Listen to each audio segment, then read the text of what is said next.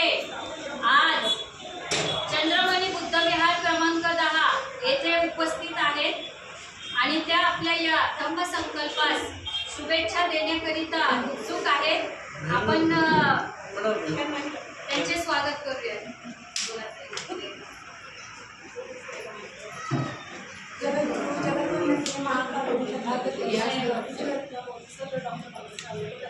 त्यांच्या विचारांना त्यांच्या प्रतिमेला श्रीवारवंदन करते की मोदी सोसायटी ऑफ इंडियाचे पहिले संस्थापक भारतरत्न डॉक्टर बाबासाहेब आंबेडकर ते संस्थापक भैयाचे आंबेडकर आणि तिथील अध्यक्षा आदरणीय त्यांच्या राष्ट्रपतीने चालले कार्यास पंचायत समता सैनिक दलाचे ऑफिसर आदरणीय भीमरावसाहेब आंबेडकर यांच्याही कार्याला वंदन करते आणि श्रद्धेय बाळासाहेब आंबेडकर यांच्याही धम्मकार्यास त्यांनाही पंचम प्रणाम करते। ज्या ज्या महामानवांनी ज्या ज्या माणसाने योगदान दिलं त्या केलं सर्व महापुरुषांना निवार वंदन करते। बरोबर आहे। आजचे कार्यक्रमाचे अध्यक्ष कांबळे सर आणि चंद्रमणी बुद्धविहाराचे पण अध्यक्ष निकंदे सर पुढे बसा। त्यांनाही सविनय जय भीम करते आणि पिंपरी चिंचवडच्या महिला कार्यकारिणीच्या कोषाध्यक्ष आणि इथं उपस्थित असलेले सर्व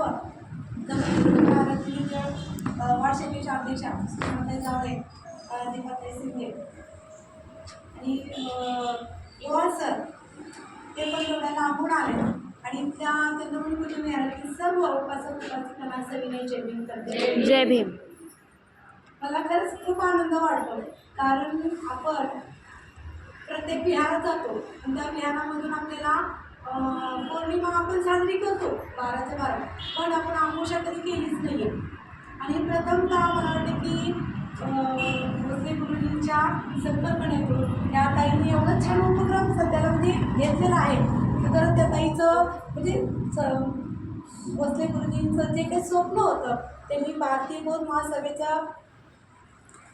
महासभेमध्ये पिंपरी चिंचवड घडवण्यासाठी जेवढं काही श्रेय घेतलेलं आहे त्यांनी खरंच एवढं ते योगदान दिलेलं आहे कारण त्यांच्याबद्दल जेवढं सांगा तेवढं कमीच आहे आणि त्यांच्या माध्यमातून मी पण त्यांच्यापासूनच घडलेली आहे कारण भोसले गुरुजींनी आम्हाला पिंपरी चिंचवडला म्हटलं तरी या पुणे जिल्ह्यातील सगळ्या लोकांना भारतीय बौद्ध महासभेच्या माध्यमातून बौद्ध धर्मामध्ये कसं यायचं नाही का विहाराशी कनेक्ट कशी व्हायचं आणि विहाराच्या माध्यमातून लोकांपर्यंत धर्माचा प्रचार त्यांनी स्वतःचं घर नाही का बाजूला ठेवलं आणि त्या धर्मामध्ये स्वतःला झोकून दिलेलं आहे आणि त्या माध्यमातून आज त्यांच्या मुलींनी खरं म्हणजे खूप छान संकल्पना केलेली आहे की नाही का पौर्णिमा अमावस्या आणि अष्टमी ज्या निर्माण केल्या आहेत कारण आपल्याला आनापान ध्यान आपण करतो ते कसं करायचं आहे कशा प्रकारे करायचं आहे कारण तथागत गौतम बुद्धांनी आपल्या मनावरती नियंत्रण करायला शिकवलं पण आनापान ध्यान करताना आपण आपल्या श्वासावरती आपल्याला काय करायचं आहे निर्बंध ठेवायचा आहे आणि श्वास घ्यायचा कसा सोडायचा कसा किती वेळामध्ये करायचं आणि आपल्या मनाला खरंच शांती लाभते त्यामध्ये